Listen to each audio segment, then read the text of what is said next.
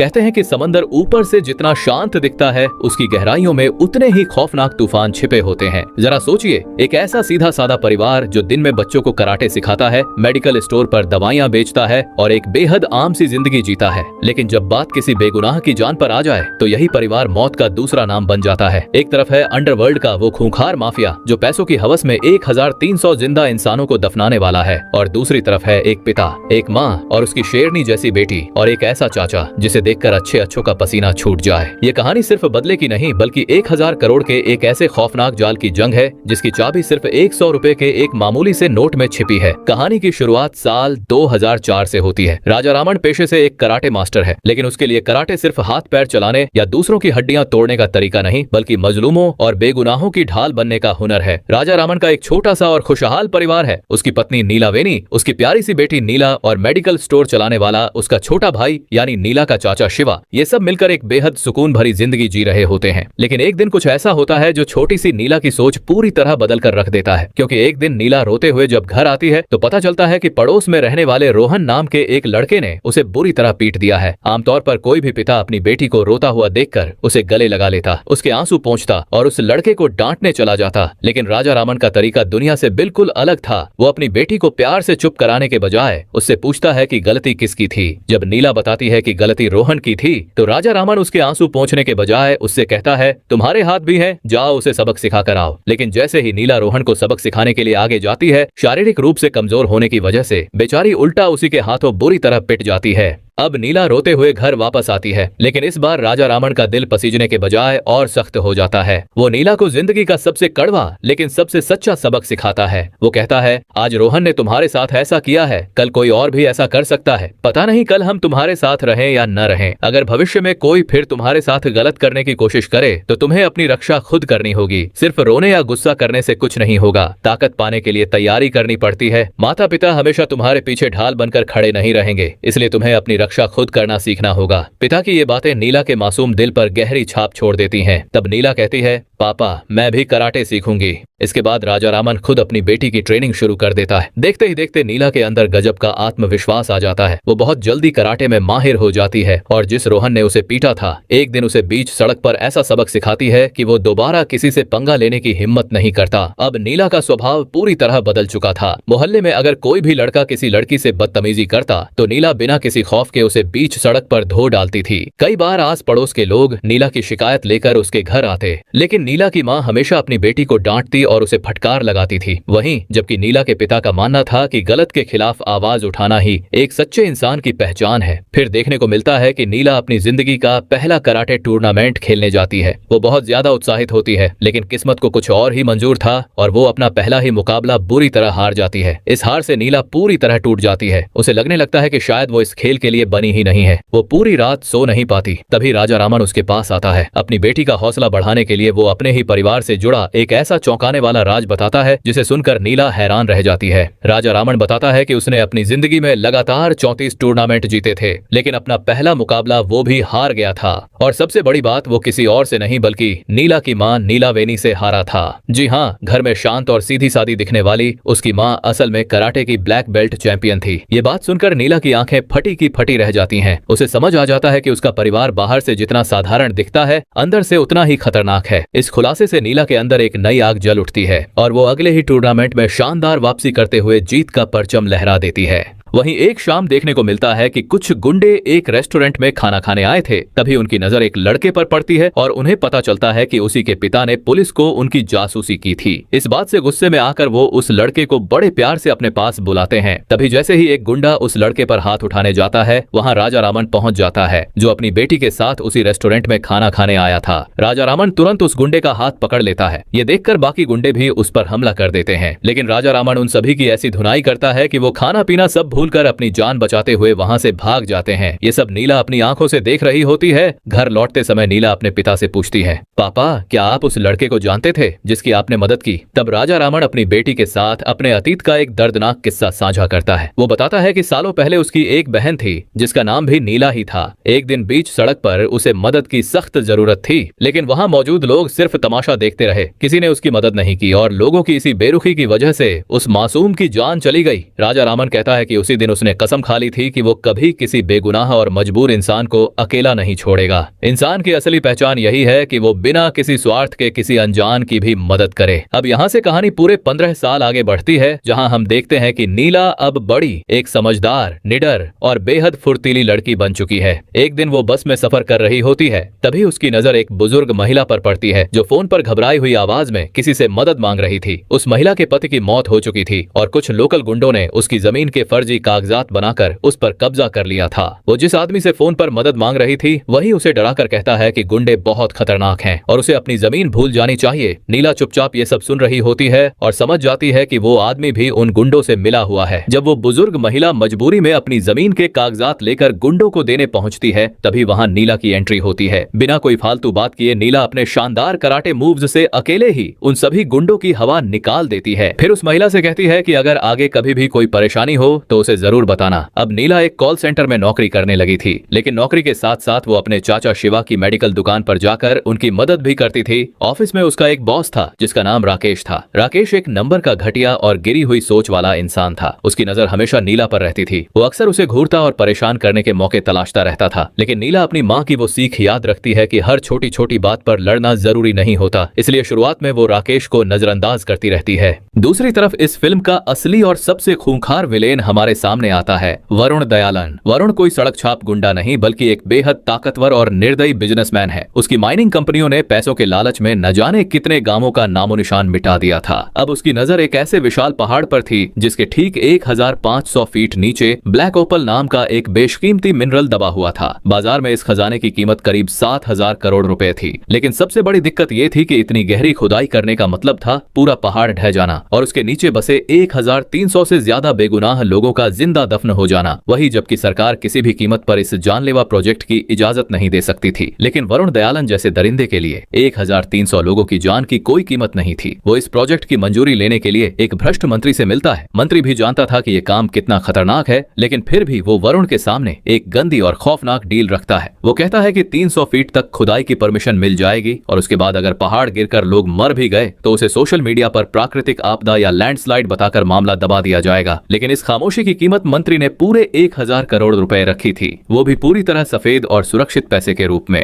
वरुण के लिए 7000 करोड़ के मुनाफे के आगे 1000 करोड़ की रिश्वत कुछ भी नहीं थी, इसलिए वो तुरंत इस सौदे के लिए तैयार हो जाता है। वरुण के इन काले कारनामों की भनक कार्तिकेयन नाम के एक बेहद ईमानदार सोशल एक्टिविस्ट और पत्रकार को लग जाती है। कार्तिकेयन वरुण के खिलाफ सारे पक्के सबूत इकट्ठा कर लेता है। जैसे ही वरुण को इसकी खबर मिलती है, वो बिना एक पल गंवाए अपने सबसे खतरनाक गैंगस्टर कृपाकर को आदेश देता है कि इस पत्रकार का नामो निशान मिटा दिया जाए। कृपाकर अपने गुंडों और अपने भाई शेखर के साथ कार्तिकेयन के घर पहुंचता है और बड़ी बेरहमी से पत्रकार और उसके पूरे परिवार को मौत के घाट उतार देता है। अब 1000 करोड़ रुपए की इतनी बड़ी काली रकम को सफेद करके मंत्री के विदेशी खातों तक पहुंचाना आसान काम नहीं था। इसके लिए वरुण एक ऐसे शख्स का मदद लेता है जिसके नाम से ही अंडरवर्ल्ड कांपता था, अब्राहम हवाला, और काले धन का सबसे शातिर खिलाड़ी था। वो इतना खतरनाक था कि पुलिस को उसे देखते ही गोली मारने के आदेश थे। डील तय होती है कि अब्राहम 1000 करोड़ रुपए पानी की टंकियों में छिपाकर दुबई भेजेगा और वहां से एक खास 100 रुपए के नोट के जरिए ये पैसा सफेद होकर भारत वापस आएगा। ये 100 रुपए का नोट कोई आम नोट नहीं था, बल्कि एक ऐसा पासवर्ड था जिसे दुबई में बैठे माफिया को दिखाने पर ही हजारों करोड़ की ये डील पूरी होने वाली थी। इधर नीला की जिंदगी में उसका बॉस राकेश अपनी सारी हदें पार करने लगता है। एक रात जब नीला कैब से घर लौट रही होती है तो राकेश भी बहाना बनाकर उसी कैब में बैठ जाता है। सुनसान रास्ते का फायदा उठाकर वो नीला को प्रमोशन और ज्यादा सैलरी का लालच देता है और उसके साथ गंदी हरकत करने की कोशिश करता है। नीला का सब्र अब टूट चुका था। वो अपनी माँ की दी हुई शांति की सीख को एक तरफ रख देती है और चलती गाड़ी के अंदर ही राकेश की ऐसी धुनाई करती है कि उसे जिंदगी भर का सबक मिल जाता है। वो राकेश को अधमरा करके गाड़ी से बाहर फेंक देती है। अगले दिन जब ये खबर पूरे ऑफिस में फैलती है तो सारी लड़कियां नीला को अपना हीरो मानने लगती हैं। राकेश का एक दोस्त भी नीला पर गंदा कमेंट करता है, लेकिन नीला उसकी भी ऐसी कुटाई करती है कि वो दोबारा किसी लड़की की तरफ आंख उठाकर देखने की हिम्मत नहीं करता। अब कहानी में सबसे बड़ा तूफान तब आता है जब एक रात अब्राहम वही खास 100 रुपए का नोट लेकर अपनी कार से कहीं जा रहा होता है। तभी सामने से शराब के नशे में धुत एक लड़का तेज रफ्तार से अपनी स्कूटी लेकर आता है और अब्राहम की कार को जोरदार टक्कर मार देता है। इस भयानक हादसे में अब्राहम बुरी तरह घायल होकर बेहोश हो जाता है। उसी वक्त पेट्रोलिंग कर रही पुलिस वहां पहुंच जाती है, जिसमें इंस्पेक्टर अरुण गिरी नाम का एक बेहद ईमानदार पुलिस अधिकारी भी मौजूद था। पुलिस को लगता है कि ये एक सामान्य एक्सीडेंट है, इसलिए वो तुरंत अब्राहम को अस्पताल पहुंचा देती है। जैसे ही ये खबर वरुण दयालन तक पहुंचती है, उसके पैरों तले जमीन खिसक जाती है। उसे पता था कि अगर अब्राहम पुलिस के हत्थे चढ़ गया तो सिर्फ 1000 करोड़ की डील ही नहीं डूबेगी, बल्कि उसका पूरा साम्राज्य भी बर्बाद हो जाएगा। वरुण तुरंत कृपाकर के दर्जनों हथियारबंद गुंडों को अस्पताल भेजता है ताकि वो पुलिस से पहले अब्राहम को वहां से निकाल लाएं। लेकिन अस्पताल में इंस्पेक्टर अरुण गिरी पूरी मुस्तैदी से पहरा दे रहा था। जैसे ही गुंडे अस्पताल में घुसने की कोशिश करते हैं, अरुण गिरी अपनी बंदूक निकालकर सीधे बेहोश पड़े अब्राहम पर तान देता है। वो गुंडों को चेतावनी देता है कि अगर किसी ने भी एक कदम आगे बढ़ाया तो वो अब्राहम का भेजा उड़ा देगा। गुंडों को पीछे हटते देखकर अरुण गिरी समझ जाता है कि ये लोग अब्राहम को मारने नहीं बल्कि बचाने आए हैं, यानी ये कोई बहुत बड़ी मछली है। अपनी बात साबित करने के लिए अरुण गिरी बिना डरे अब्राहम के पैर में गोली मार देता है। गोली चलते ही सारे गुंडे डरकर वहां से भाग जाते हैं। इसके बाद अरुण गिरी अस्पताल में सुरक्षा और बढ़ा देता है और अब्राहम के बारे में जानकारी जुटाने के लिए बाहर निकल जाता है। लेकिन अरुण गिरी के जाते ही पूरा खेल पलट जाता है। अस्पताल में अब्राहम को होश आ जाता है। पैर में गोली लगने के बावजूद वो किसी खूंखार जानवर से कम नहीं था। अपने नंगे हाथों और जबरदस्त फाइटिंग स्किल के दम पर वो अस्पताल में मौजूद 15 से ज्यादा पुलिस वालों की गर्दन मरोड़कर उन्हें मौत के घाट उतार देता है और वहां से आसानी से फरार हो जाता है। जब अरुण गिरी वापस लौटता है तो अस्पताल का वो खूनी मंजर देखकर उसके होश उड़ जाते हैं। अस्पताल से भागने के बाद अब्राहम सीधे अपने अड्डे पर पहुंचता है, लेकिन उसके पैर में लगी गोली का जख्म तेजी से सड़ने लगा था। अगर उसे तुरंत खास दवाइयां नहीं मिली तो उसका पैर काटना पड़ सकता था। अब्राहम पुलिस की नजरों में था और कृपाकर के पुराने गुंडे भी बाहर नहीं निकल सकते थे क्योंकि पुलिस उन्हें पहचान लेती। इसलिए दवाइयां लाने की जिम्मेदारी टोबी नाम के एक नए गुंडे को दी जाती है। टोबी एक नंबर का लफंगा और चेन स्नैचर था जो हाल ही में जेल से छूट कर आया था। टोबी बिना डॉक्टर की पर्ची के दवाइयां लेने एक इलाके में पहुंचता है जहां वो उसी मेडिकल स्टोर पर जाता है जिसे राजा रामन का भाई शिवा चलाता था। उस समय चाचा शिवा किसी काम से बाहर गए हुए थे और दुकान पर नीला अकेली बैठी थी। टोबी को लगता है कि एक अकेली लड़की को डराकर दवाइयां लेना बहुत आसान होगा। वो दवाइयां मांगता है लेकिन नीला साफ मना कर देती है। तब टोबी अपनी जेब से चाकू निकालकर उसे धमकाने लगता है। नीला को अपनी माँ की सीख याद आती है कि बेवजह पंगा नहीं लेना चाहिए, इसलिए वो चुपचाप उसे दवाइयां निकाल कर दे देती है। टोबी दवाइयां लेकर जाने ही वाला होता है कि उसकी गंदी नजर नीला के गले में पड़ी सोने की मोटी चेन पर टिक जाती है। लालच में अंधा होकर वो वापस मुड़ता है और नीला की चेन छीनने की कोशिश करता है। बस यहीं टोबी अपनी जिंदगी की सबसे बड़ी गलती कर बैठता है। नीला का सब्र अब जवाब दे चुका था। वो उसी के चाकू से उसके हाथ पर ऐसा जोरदार और सटीक वार करती है कि टोबी दर्द से चीख उठता है। शोर सुनकर आसपास के लोग इकट्ठा हो जाते हैं और पुलिस आकर टोबी को गिरफ्तार कर थाने ले आती है। अब थाने पहुंचने के बाद टोबी किसी तरह एक कांस्टेबल का फोन चार्जर में से निकालकर टॉयलेट करने के बहाने जाता है और छिपकर कृपाकर को फोन करता है। वो बताता है कि चेन छीनने के जुर्म में पकड़ा गया है, लेकिन अपनी बेइज्जती छिपाने के लिए ये नहीं बताता कि उसे एक लड़की ने पीटा है। अब्राहम को डर सताने लगता है कि अगर पुलिस ने टोबी से सख्ती से पूछताछ की तो उन खास दवाइयों के जरिए पुलिस सीधे उसके छिपने के ठिकाने तक पहुंच जाएगी। इसलिए फैसला किया जाता है कि उस लड़की और उसके पूरे परिवार को पुलिस स्टेशन पहुंचने से पहले ही हमेशा के लिए खामोश कर दिया जाए, जिसके लिए कृपाकर अपने खबरी को फोन करके उस लड़की के बारे में जानकारी निकालने के लिए कहता है। लेकिन यहीं एक ऐसी गलतफहमी हो जाती है जो पूरे माफिया साम्राज्य की नींव हिला देती है, क्योंकि उस लड़की के बारे में जानकारी जुटाने के दौरान कृपाकर के आदमी की अपने एक साथी से फोन पर बात हो रही होती है। लेकिन फोन पर पीछे हो रहे शोर की वजह से एक बड़ी गलतफहमी हो जाती है। उसका साथी बताता है कि वो कराटे मास्टर का परिवार है, लेकिन इन्हें कराटे मास्टर की जगह हेडमास्टर सुनाई देता है। इसके बाद वो यही गलत जानकारी कृपाकर को दे देते हैं। कृपाकर को लगता है कि ये कोई सीधा साधा और कमजोर हेडमास्टर का परिवार है जिसे खत्म करना बच्चों का खेल होगा। इसलिए वो अपने भाई शेखर को 5 खूंखार गुंडों के साथ राजा रामन के घर भेज देता है। रात के अंधेरे में शेखर और उसके गुंडे हथियारों के साथ राजा रामन के घर में घुस जाते हैं। उन्हें लगता है कि अंदर रहने वाले लोग निहत्थे और कमजोर होंगे, लेकिन जैसे ही वो हमला करते हैं उनका सामना किसी आम परिवार से नहीं बल्कि शेरों के झुंड से होता है। राजा रामन, नीला और नीलावेनी तीनों मिलकर उन गुंडों पर टूट पड़ते हैं। कुछ ही मिनटों में वो साधारण सा दिखने वाला परिवार उन 5 खूंखार गुंडों की हड्डियां तोड़कर उन्हें मौत के घाट उतार देता है। अब उनके सामने सबसे बड़ी मुसीबत खड़ी थी। घर के अंदर 5 लाशें पड़ी थीं। अगर वो पुलिस के पास जाते तो लंबी कानूनी कार्रवाई होती और नीला का पूरा भविष्य बर्बाद हो सकता था। अपने परिवार को बचाने के लिए राजा रामन और उसका परिवार एक खौफनाक फैसला लेते हैं। वो घर के पिछवाड़े में नए टॉयलेट के लिए खोदे गए गहरे गड्ढे में उन 5 लाशों को रातों रात दफना देते हैं। लेकिन असली खेल तो अब शुरू होता है। जब अब्राहम को पैसों की डील पूरी करने के लिए वो खास 100 रुपए का नोट चाहिए होता है तो उसे पता चलता है कि उसका पर्स गायब है। है, जो कि कोई और नहीं शेखर गलती से जब नीला और उसके परिवार वालों को मारने के लिए निकला था तभी वह गलती से अब्राहम के पर्स को उठाकर लेकर चला गया था और अब 1000 करोड़ की डील का पासवर्ड यानी वो 100 रुपए का नोट शेखर के साथ जमीन में दफन हो चुका था। अब्राहम और कृपाकर पागलों की तरह शेखर को फोन मिलाते हैं लेकिन किसी का भी फोन नहीं लगता। तब कृपाकर अपने आदमियों को राजा रामन के घर वाले रास्ते पर भेजता है जहां उन्हें सिर्फ शेखर की पंचर गाड़ी मिलती है। तब कृपाकर के आदमी उसे इसके बारे में बताते हैं जिससे उसे शक होने लगता है कि वे लोग नीला की फैमिली को मारने के लिए उसके घर नहीं पहुंचे हैं बल्कि पुलिस वालों ने रास्ते में उन्हें उठा लिया है, यानी कि इंस्पेक्टर गिरी ने उसके भाई को पकड़ कर रखा है।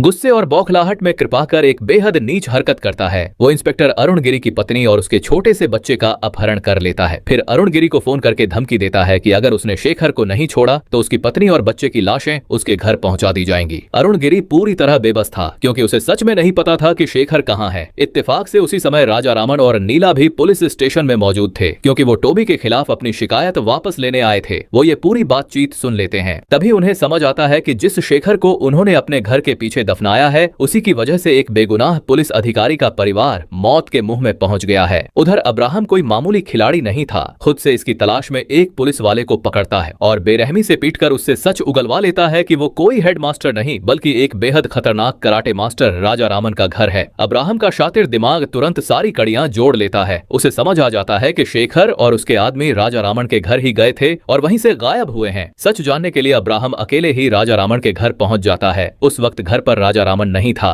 दरवाजे पर अब्राहम को देखते ही नीला और नीलावेनी खतरे को भांप जाती है। वो तुरंत टीवी की आवाज तेज कर देती है और अब्राहम पर टूट पड़ती है। लेकिन अब्राहम कोई आम गुंडा नहीं बल्कि चलता फिरता मौत का सौदागर था। उसकी ताकत के सामने नीला और उसकी माँ कमजोर पड़ने लगती हैं। अब्राहम दोनों को बुरी तरह पीटकर खून से लथपथ कर देता है। तभी राजा रामन का कोई पड़ोसी उसे फोन करके कहता है कि टीवी का वॉल्यूम इतना ज्यादा क्यों है। तब राजा रामन समझ जाता है कि कोई मुसीबत आखिरी है। वह भागकर घर जाता है और अपने परिवार को बचाने के लिए उससे लड़ बैठता है, मगर अफसोस कि अब्राहम उसके सिर पर भी जोरदार वार करके उसे बेहोश कर देता है। ऐसा लगने लगता है कि आज इस परिवार का अंत तय है। अब्राहम एक बड़ी सी तलवार उठाता है और नीलावेनी को मारने के लिए आगे बढ़ता है, लेकिन तभी दरवाजे पर ऐसी ढांसू एंट्री होती है कि पूरा माहौल बदल जाता है क्योंकि तभी नीला का चाचा शिवा घर में कदम रखता है। जो चाचा अब तक सिर्फ एक साधारण मेडिकल स्टोर चलाने वाला लगता था वो असल में निंजा लेवल का कराटे मास्टर निकलता है। उसके आते ही लड़ाई का पूरा पासा पलट जाता है। वो अकेले ही अब्राहम को हवा में उछाल उछाल कर धुनाई करता है। कुछ ही देर में राजा रामन और नीला भी संभल जाते हैं और फिर पूरा परिवार मिलकर अब्राहम की ऐसी हालत कर देता है कि वो अपनी जान की भीख मांगने लगता है। फिर वो लोग अब्राहम को लोहे की मोटी जंजीरों से कुर्सी पर बांध देते हैं और उससे पूछताछ शुरू करते हैं। जब उसे मौत का डर दिखाया जाता है तो वो इंस्पेक्टर अरुण गिरी के परिवार का ठिकाना बता देता है जिसे कृपाकर के लोगों ने किडनैप किया था। तब बिना एक पल गंवाए राजा रामन और उसकी शेरनी बेटी नीला उस जगह पहुंच जाते हैं जहां कृपाकर ने इंस्पेक्टर के परिवार को बंधक बनाकर रखा था। वहां पहुंचते ही बाप बेटी की ये जोड़ी ऐसा कहर बरपाती है कि गुंडों की रूह कांप उठती है। वो कृपाकर के सभी आदमियों को एक एक करके ढेर कर देते हैं और इंस्पेक्टर के परिवार को सुरक्षित बचा लेते हैं। अब कृपाकर उनके सामने घुटनों पर बैठा था।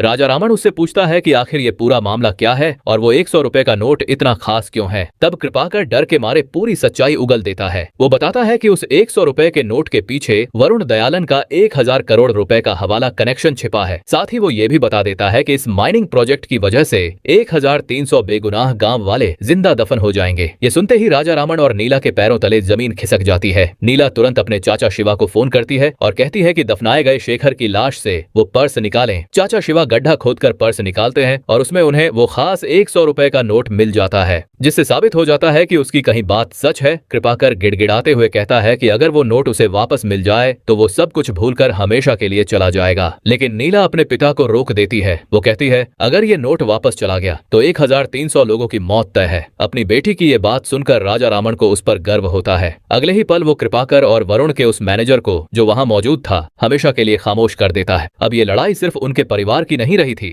बल्कि 1300 बेगुनाह लोगों की जिंदगी की लड़ाई बन चुकी थी। घर लौटने के बाद पूरा परिवार जंजीरों में जकड़े अब्राहम को उसी टॉयलेट वाले गड्ढे में जिंदा दफना देता है ताकि वो शैतान दोबारा कभी किसी बेगुनाह की जान न ले सके। दूसरी तरफ वरुण दयालन अपनी हार से पागल हो चुका था। मंत्री उसे लगातार धमकियां दे रहा था कि अगर पैसा नहीं पहुंचा तो यह डील यहीं खत्म हो जाएगी। जिसके बाद वरुण अपने पूरे नेटवर्क को इस काम में लगा देता है जहां उसके लोग नकली पुलिस बनकर उस एरिया में रहने वाले लोगों से सीसीटीवी फुटेज ले लेते हैं। आखिरकार सीसीटीवी फुटेज के जरिए उसे पता चल जाता है कि उसके पूरे खेल को बिगाड़ने के पीछे राजा रामन और उसकी बेटी नीला का हाथ है। गुस्से में वो अपने सैकड़ों हथियारबंद गुंडों को राजा रामन के घर पर हमला करने भेज देता है। उसे पूरा भरोसा था कि वो इस मामूली से परिवार को आसानी से कुचल देगा, लेकिन जैसे ही वरुण के गुंडे राजा रामन के घर पहुंचते हैं तो उनका सामना घर में मौजूद नीलावेनी और चाचा शिवा से होता है। दोनों मिलकर उन सैकड़ों गुंडों की ऐसी धुनाई करते हैं कि देखने वालों की भी रूह कांप जाए। उधर असली धमाका कहीं और होने वाला था, क्योंकि उधर वरुण दयालन अपने अड्डे पर बैठकर पूरे ऑपरेशन को संभाल रहा होता है, लेकिन उसे बिल्कुल भी अंदाजा नहीं था कि राजा रामन और नीला अब उसके अड्डे तक पहुंच चुके हैं। दोनों वहां पहुंचते ही वरुण के बचे हुए गुंडों पर टूट पड़ते हैं। देखते ही देखते वहां मौजूद हर गुंडा जमीन पर पड़ा तड़प रहा होता है। अपनी आंखों के सामने पूरे साम्राज्य को बिखरता देखकर वरुण बुरी तरह घबरा जाता है। उसे समझ आ जाता है कि अब उसका बचना लगभग नामुमकिन है। राजा रामन वरुण के सामने पहुंचकर उससे कहता है कि पैसों के लालच में उसने 1300 बेगुनाह लोगों की जान दांव पर लगा दी। ऐसे इंसान को जीने का कोई हक नहीं है। इसके बाद राजा रामन और नीला मिलकर वरुण का हमेशा के लिए खेल खत्म कर देते हैं। दूसरी तरफ पुलिस को भी शक होने लगता है कि कृपाकर की मौत के पीछे कहीं न कहीं वरुण का हाथ हो सकता है, क्योंकि पुलिस को पता था कि कुछ दिन पहले उसी इलाके की सीसीटीवी फुटेज नकली पुलिस वाले अपने साथ ले गए थे, जो दरअसल वरुण के ही आदमी थे। पुलिस यही मानकर चल रही थी कि इस पूरे मामले में अपना नाम सामने न आए, इसलिए वरुण ने ये सब करवाया। लेकिन तभी पुलिस को खबर मिलती है कि बड़े बिजनेसमैन वरुण की भी मौत हो चुकी है। इसके बाद पुलिस भी पूरी तरह कंफ्यूज हो जाती है और इस केस को सीबीआई को सौंपने की बात होने लगती है। वहीं जिस 100 रुपए के नोट के पीछे इतने लोगों का खून बहा,